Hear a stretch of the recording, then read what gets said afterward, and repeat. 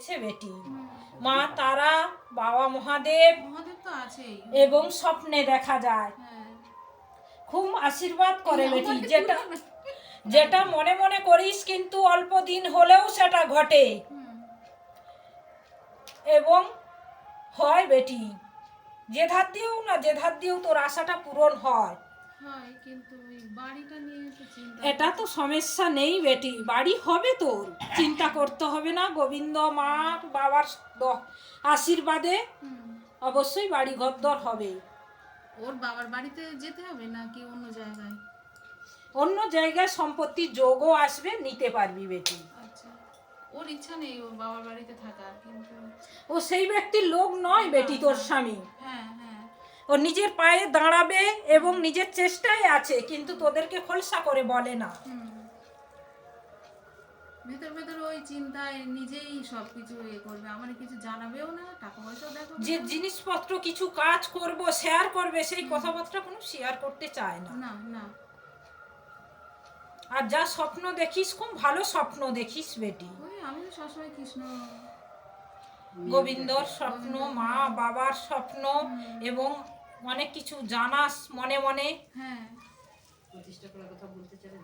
প্রতিষ্ঠা করার কথা মানে স্বপ্ন ওইসব তো আসে, তো প্রতিষ্ঠা করতে হবে না কি করতে হবে? হ্যাঁ অবশ্যই বেটি, তুই যেখানে আছিস যেরকম আছিস, আগে যদি প্রতিষ্ঠা করতে পারিস করে নিবি। গোপাল গোবিন্দ বেটি, গোবিন্দ মা বাবা ছোটর হুডেও হলে তুই তো সেবা দিস।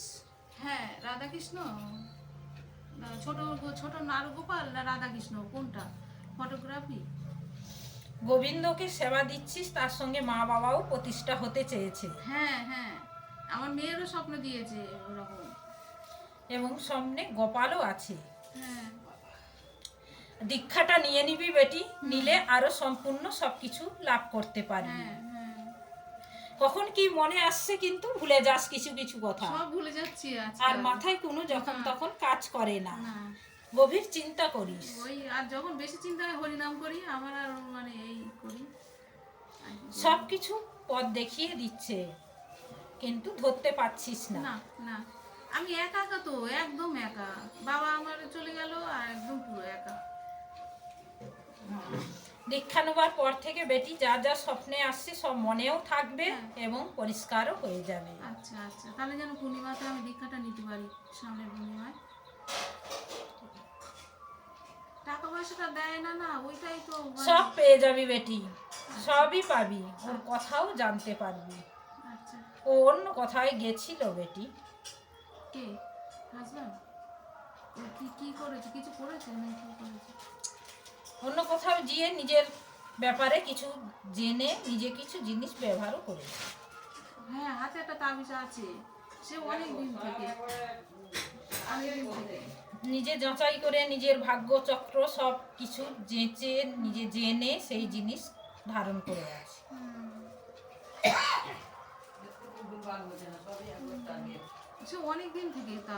অনেক দিন থেকেই উনি যাচাই করে নিয়েছে নিজের ভাগ্য চক্র কি হবে, আগম নিয়ম কি হবে, সেই মতন উনি সবকিছু চলছে। এখন এখন যা কিছু হবে সব ভালোই হবে, তাই তো?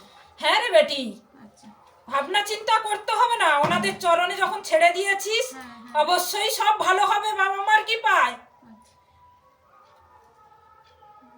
ওই সবই গোবিন্দর ইচ্ছা, আমার আর কিছু আর চিন্তা করতে চাই না।